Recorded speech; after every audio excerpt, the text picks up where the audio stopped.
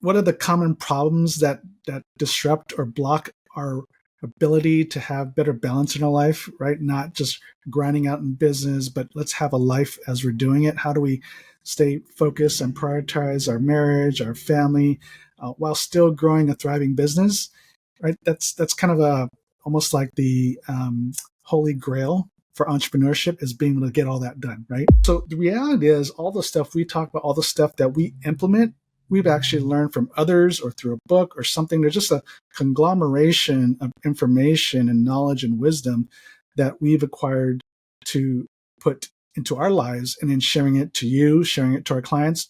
But also, honey, we've put it into this book. Yay, our book! Thriving in Tandem. It's a podcast for you, the married entrepreneur that wants to win in business and marriage at the same time. Welcome to Thriving in Tandem. All right, Thriving in Tandem. Welcome back. I don't know what I just said, but welcome to this week's episode. Hi, you guys. Welcome, family. We're going to talk about work-life balance for the married business owner.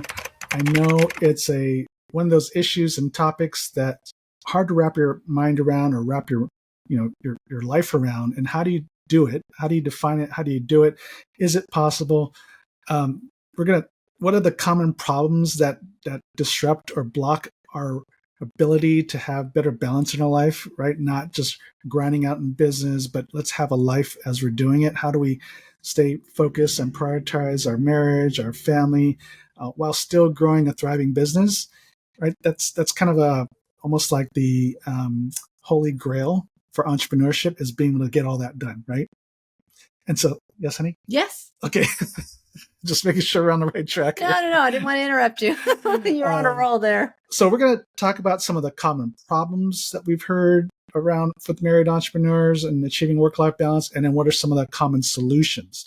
Not just, and like a lot of stuff that we talk about isn't just stuff that really stuff that we came up with. I think we've come up with our own way of doing it. But when we look at the common solutions to having a better balanced life, growing a marriage and prioritizing marriage while growing a thriving business, there are really some common solutions that we've heard or have experienced or observed other married entrepreneurs that have done it before us. Yeah. Or even doing it right now. And it hasn't been anything that we haven't experienced ourselves at one time or another. Yeah. So the reality is, all the stuff we talk about, all the stuff that we implement, we've actually learned from others or through a book or something. There's just a conglomeration of information and knowledge and wisdom that we've acquired to put into our lives, and then sharing it to you, sharing it to our clients. But also, honey, we've put it into this book. Yay, our book!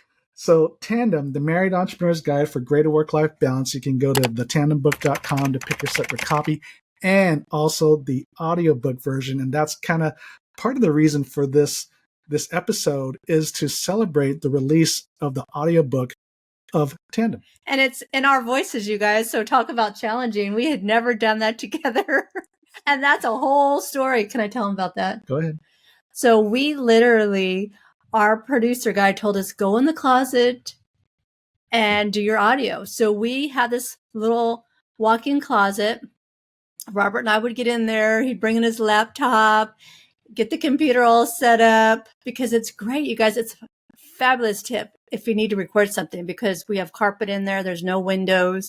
There's all the clothes in there. So it's very absorbent and you can't hear all the outside noise. So we would get in there.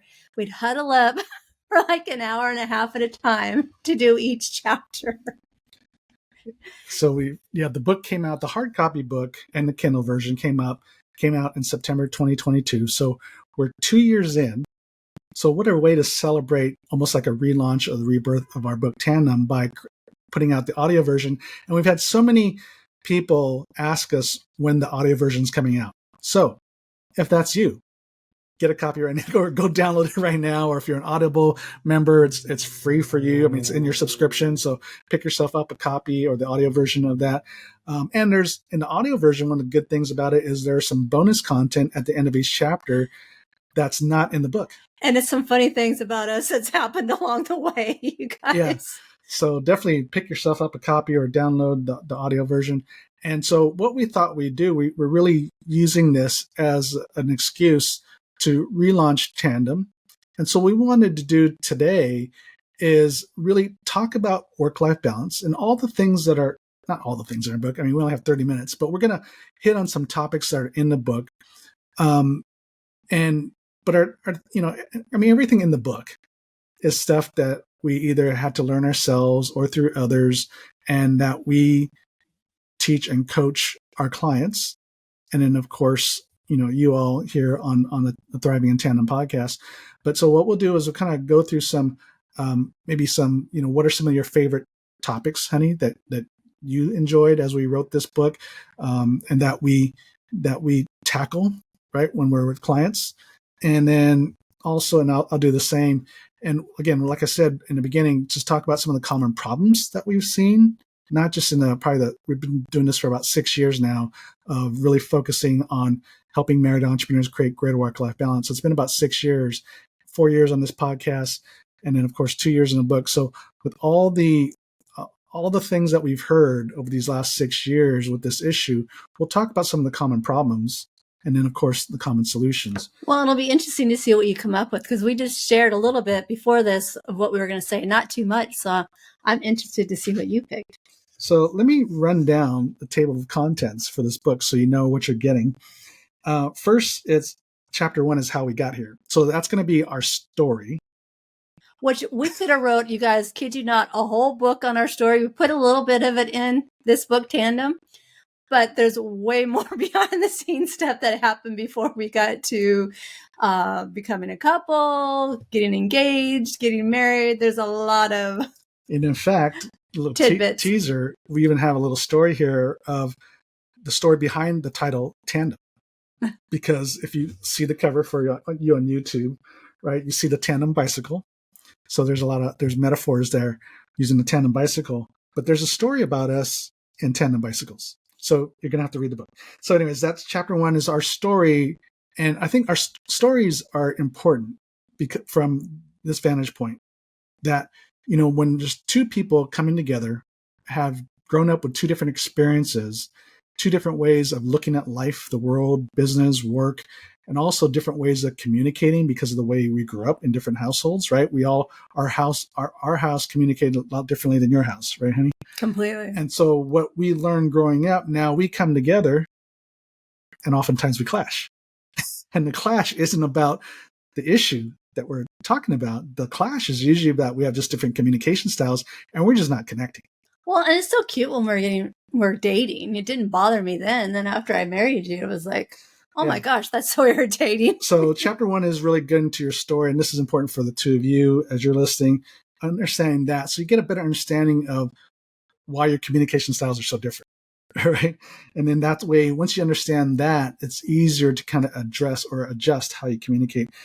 And then chapter 2 is just the overall topic of balanced marriage and business better. And this is really about the myths and the lies that we've bought into growing up, that we can't have it all, that we have to sacrifice one for the other. If we want to have a successful business or career, we got to sacrifice our personal life. If we want to have a great personal life, a great marriage, a great family, we're going to have to give up something and sacrifice, the growth of our career, the trajectory of our career, and even our business. So that's chapter 2. Chapter 3 is there's differences between being a solopreneur and couplepreneur, but there's also similarities. So solopreneurs are, you're married, you have a business, but your spouse isn't working the business with you. Couplepreneurs are both spouses are working in the business together at some capacity. And there's some nuances in those challenges in life and doing life when you're either working together or you're not working together, right? And there's also some similarities in that. So that's chapter 3. Chapter 4 is getting on the same page. Whether you're working together or not, it's like when you're married, as the years go on, it seems like we tend to drift apart, right? Our lives, you've seen, our parents growing up, we see other couples, as they get older, they start drifting apart, almost living separate lives. They become just roommates. Mm-hmm. And that's not healthy for a marriage, right? And they don't know how to get it back on track. And so, especially as entrepreneurs, even when you're working together, you start to live separate lives. You're not being married. You're just business partners, right? and it's business 24/7. So how do you really get on the same page so you live a life like a husband and wife, but you can also work together or, have different professional sides of your careers, right? So that's chapter 4. And then chapter 5, the big one, resolving conflict. So put up your dukes. Come on, honey. So as you try win at all costs. Exactly. So as you try to get better work-life balance, there has to be some conversation and different choices that the two of you make. And inevitably, those discussions can turn into arguments and turn into conflicts that's hard to resolve. I mean, even like one of the things we take all our clients through is setting a common vision. What's your vision for the future in your life and your business? And almost inevitably, that seems to be a sticking point for a lot of entrepreneur couples, because they start arguing. And we have to remind them, like, hey, this is just brainstorming. And there's no right or wrong reason. Right. We're not trying to solve the problem. You're not going to try to achieve your vision in one sitting, right? You're just trying to talk about it. And it's not going to happen. Even setting the vision isn't going to happen in one sitting. It's going to evolve over time. But you have to be able to have a healthy discussion and even disagreements, but then having to work through the disagreement. Right? And allowing yourself, both of you, to dream together, because you might not have ever done that before. So the tools to resolve conflict is so important. So you don't let the disagreements or the differences become a personal issue, right? That's going to affect your marriage. Chapter 6 is when you start working into the business side, is working smarter, not harder. So what does that mean? Right? Instead of reason why our lives are out of balance in our business is because we're putting so much time, focus, and energy in the business that we don't have time or quality time with our spouse, with our family. And so when things are going bad, or you want to grow the business, or you need to do some changes or pivots, we put more time in, right? Instead of, how do we work smarter? How do we achieve more in less time? So just a great example is just like, say, in sales, instead of just, going for more leads or putting in more time to do more sales, what if you were able to increase your close rate? Same amount of time, same amount of leads, but we're able to close a higher percentage of those leads, then we'll increase our sales and our bottom line without putting more time in. So that's an example of what working smarter, not harder looks like. And then kind of along the same lines is increasing your profit margins or increasing your money margin. We're always in the grind of getting more sales to increase our bottom line. But again, to working smarter, not harder, what if we can increase our profit margin per sale? That means we wouldn't have to do as much volume to get the profitability that we need, right? It's if we increase our margin for each sale, then we can actually get there faster without working as hard. And then time. Chapter 8, it's all about increasing your time margin. As entrepreneurs, it goes back to we're putting more time in. So what if we look in ways to be more productive? Just going back to the sales conversion thing, right? That's an example of being more productive with our time. Not putting in more time, but being more productive with the time you put in. And focusing on the right types of tasks, because as business owners, we're notorious for wearing multiple hats, which means we are doing a lot of things, but we're not doing it very well. And we can have some growth in the business, but not as much as if we were to focus on the things we're really good at and look for ways to delegate out the rest of those tasks, right? And then chapter 9 is stop swinging for the fences. What this means is, instead of trying to get that home run marketing video that's viral, or to get that big sale, hit wonder, or that one marketing campaign, and it just blows it out the door, blows the roof open. What if the series of small changes leads to the results that you want, right? Too many times we're looking for that big one-hit wonder, and that takes a lot of time, energy, and money a lot of times. And a lot of times it doesn't turn out with the results you want. Yeah, because it's not always that simple as it sounds. And then number 10, so chapter 9 about stop swinging for the fences is outlining what are the little things, the little changes that you can make in your business that could lead to big results. Like, going back to marketing and sales, is if you do get business on your website, and let's say you're an e-commerce business and you do sell products online, if you were to increase your sales conversion rate on the website from 0.8% to 1.2%, meaning all the traffic comes in, that 0.8% or 1.2% of the traffic actually converts into a sale. That's huge. That's right? a lot. That's a 0.8% conversion to 1.2% conversion would be a 50% increase in sales just with online sales. And if you were to just increase your cost per click or decrease your cost per click, if you're doing pay-per-click ads, if you were to decrease your cost per clicks, that means you can get more clicks for the same amount of money, right? So, and that's through different copies and images that I might use. So those are two examples of looking, when you look at the metrics or your analytics and looking for different ways to make small improvements. And if you make the series of small improvements, it's going to lead to the big results that you want. And the last one, chapter 10, is all about staying focused. It's all about consistency and persistence because, growing a business doesn't happen just overnight.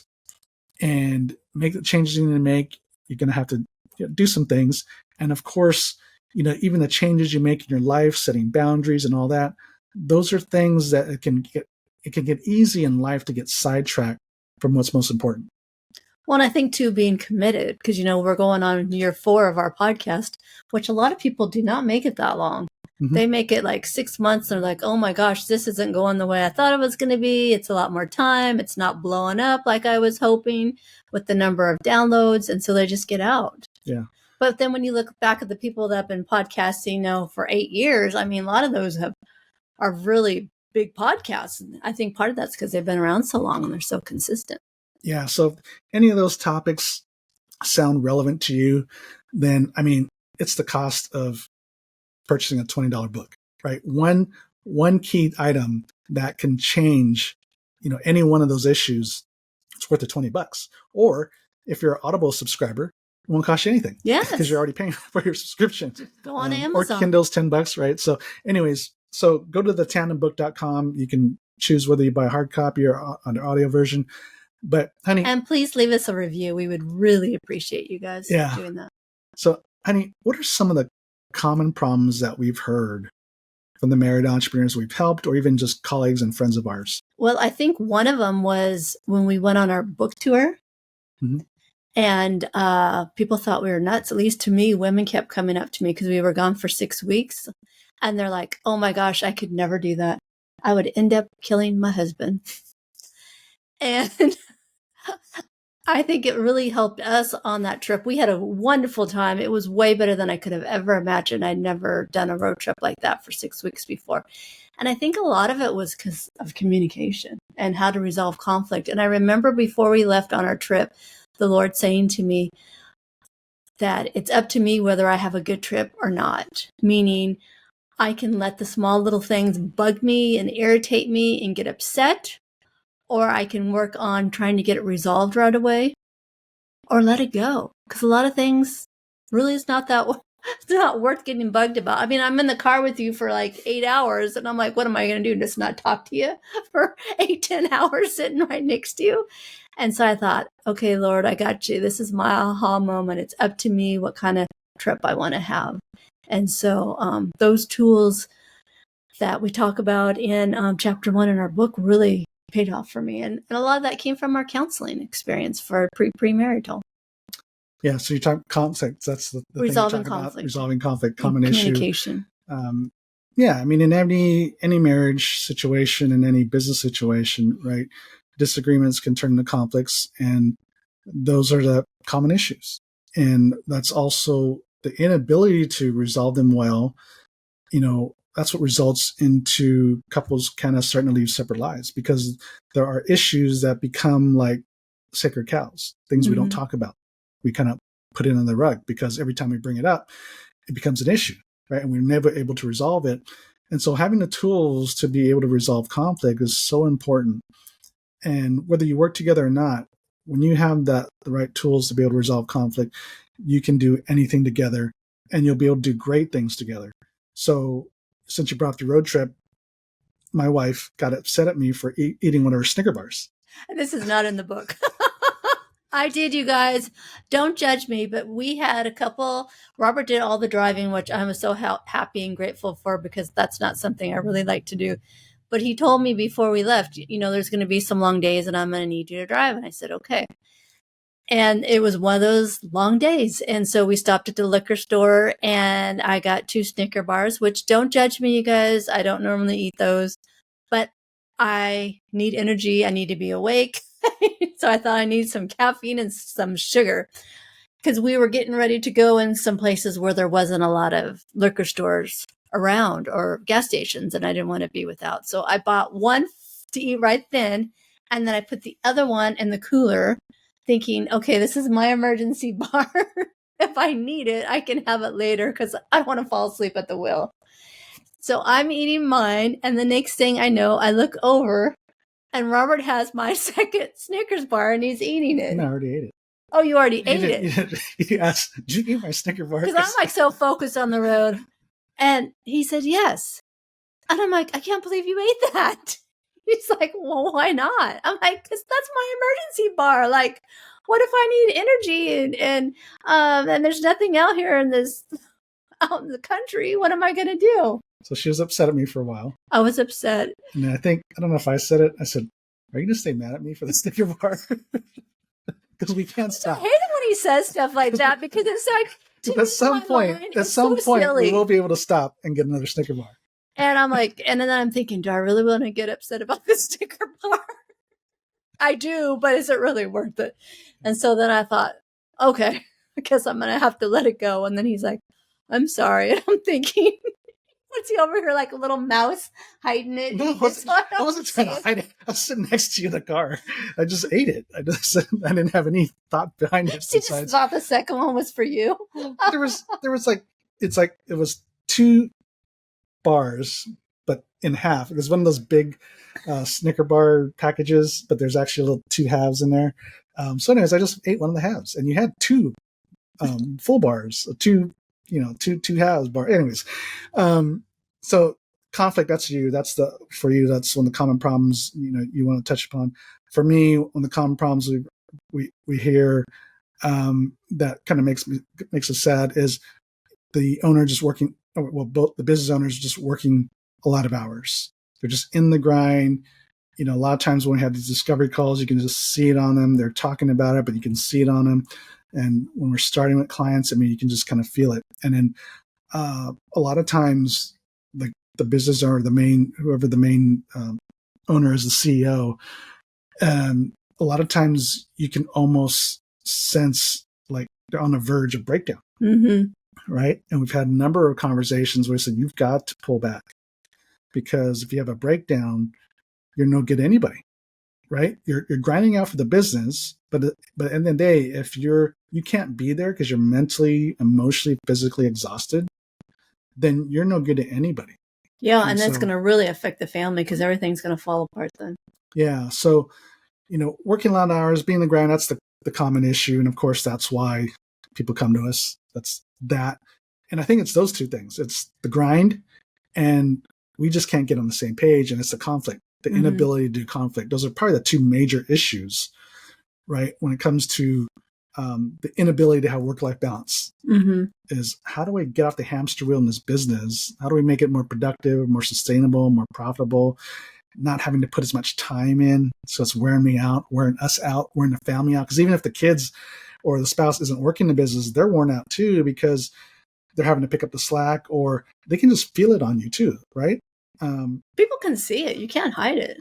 I was reading this. I'm reading this book by Ford Taylor called Relational Transformation, and there's a portion in the book, and he's talking about how he got a promotion basically in the corporation he was working at, but it caused him to travel more. And then his daughter, I think she was less than 10, I think 7 or something like that. She just had a quiet moment because he was packing up, getting ready to leave. And I think she said something or asked the question, something to the effect is like, Daddy, like, did you accept this position? Was this voluntary or something to that effect? He says, yeah, they asked me if I would take this promotion. I said, yes, because it's a great opportunity. And she looked at him and she said, Daddy, can they ask somebody else? Oh my gosh. And at that moment, it just hit him. He's just like, oh, It's different like when your spouse is saying it to you. Then you're like, oh, you just don't want me to get ahead. But you're just trying to hold me back. But when a 7-year-old girl is just going, Daddy, can they ask somebody else? Well, she's so pure at heart, kids at that age, and they're so innocent, honest. And that floored him. And then he listened and he did go back to the company and said, you need to ask somebody else. Wow. That was powerful. Mm-hmm. So the choices we make, sometimes we're so focused on the growth and the productivity and moving forward that we lose focus and we lose sight of the most important things in our lives. And you may not have a 7-year-old girl that's going to call you out or ask you for more time from you. Or kids a lot of times will ask you in different ways that they want more time from you. But, at some level, you got to make the choice about what's more important, the business or family, right? And we're also here to say, too, is that just because you choose family does not mean your business can't be successful. So that goes into some of the common solutions that we see for our married entrepreneurs. So you have one off the top of your head, honey, as far as what are some of the common solutions that that help married entrepreneurs get well, one of the things that I see, and it's in chapter 7, is increase your money margin. And so many times we have had clients come in and they're just barely getting by, or not even that. And it's heartbreaking to see that they're not able to support their family. And we go in, and I know this is your favorite part with the pricing, and you go and do all the financials, and we see how they can increase their prices. And sometimes it's just a small percentage, like 10%. And there's a lot of other different areas that they can work on as well, and how they're able to turn that around and be more profitable. And we've seen clients. I remember we were holding one client's hand when we said, okay, you need to increase your prices. They're like, oh my gosh, we can't do it. Kind of caused a conflict between the husband and wife because one was wanting to do it, one wasn't. One was like, we have to do this if we want to stay in business. And the other one was fearful. And you see that in couples a lot. One's more risk tolerant than the other. And they're like, I don't know, I'm so scared. We'll totally hold your hand through this. It's not uncommon. And when they finally did increase the price, one of the clients said, oh, we've been waiting for this for a long time. We're wondering what took you so long. And the other clients even asked them, they're like, are you sure, you're not going to charge us more than this? Because they were like a big, huge service. They did so much little specialty things all the time and above what normal people would expect. And then when they were able to raise the price, they were able to pay their employees more money. They bought a new car because they were shuttling their employees' company car up and down the mountain to take care of these high-end homes. And so a lot of people benefited from it. Yeah.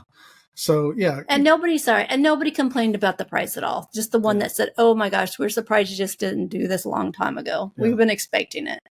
Yeah, so a lot of times we just undercut ourselves because we're afraid of charging too much, especially the media, and especially right now during election season, they kind of really just nail it, really make companies, businesses look like greedy rich people, right? Which the majority of business owners are not rich. And so, just trying not just to survive, we want you to thrive because, increasing your price to get a little better margin isn't greedy, especially when you're able to deliver better service to your clients or your customers, be able to take care of your employees better, your vendors better, upgrade your equipment and paying off debt and all that. Everybody wins when you're operating under better margin. It's not a greed issue. Now, if you have an overabundance where you don't know what to do with the money, then now you're getting greedy, right? But when the money is being used to reinvest into the business for the betterment of everybody, all the stakeholders involved, it's not greedy. It's actually providing a greater value for everybody involved. Because how many times is your favorite restaurant or product or service just went out of business because they couldn't make it financially? And I'm usually saying, oh my gosh, I would have paid more for that because I really love that. But now it's gone. Yeah. And for me, the common solutions that we've heard, and again, it's not just from us, but the successful married entrepreneurs that we know are all very intentional with their time. So we don't just fill the calendar and say yes to everything, all the opportunities, all that. We don't fill the calendar.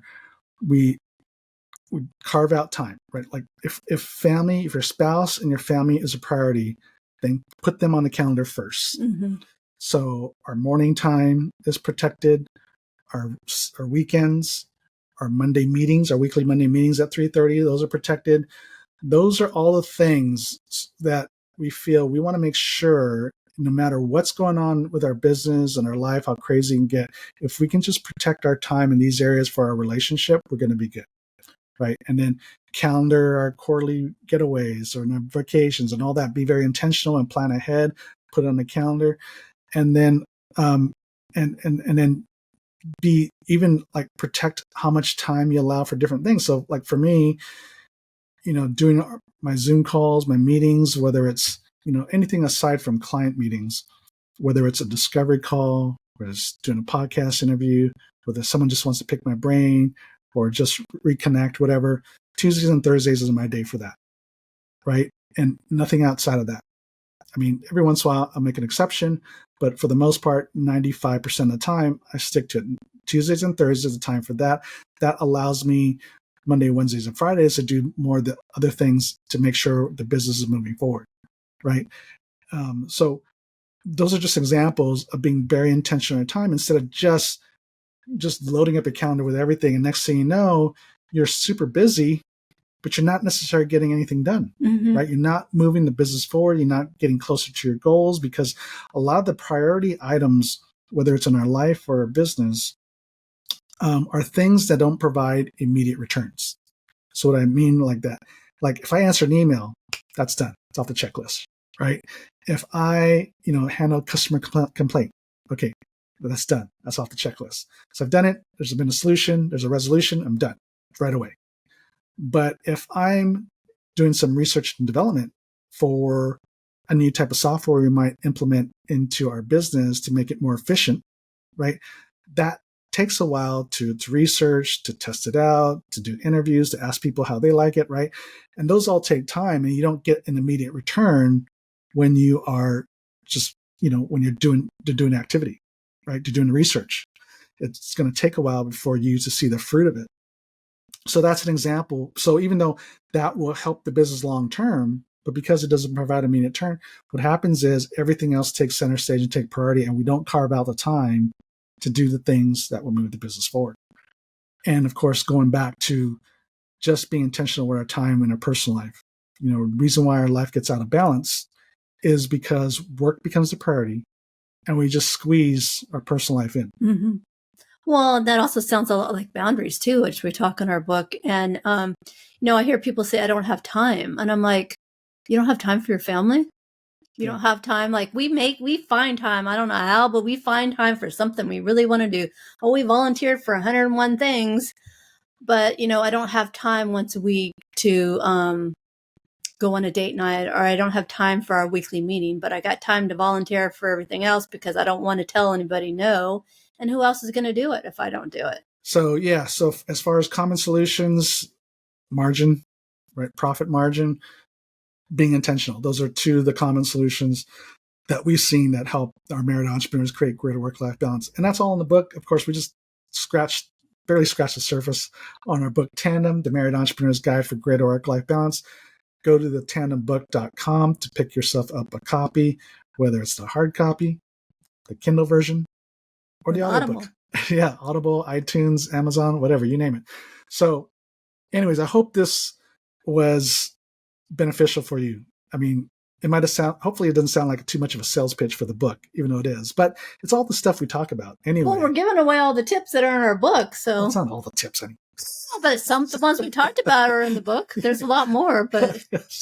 No, we didn't give away the whole book. No, not the whole book, honey. So anyways, please go ahead and pick yourself up a copy, but also go ahead and share this episode with another married entrepreneur who needs to hear this, because I think just things we talked about, the common problems, the common solutions, just those two things alone, hopefully are something that you really take to heart and you address and you become intentional about fixing. So until next week, God bless you and go thrive in tandem. Thank you for listening to the Thriving in Tandem podcast. Please visit our website, marriedentrepreneur.co, for a variety of free resources to help your marriage and business succeed. And feel free to leave us a review and share this episode with another married entrepreneur. That would mean so much to us. See you next week.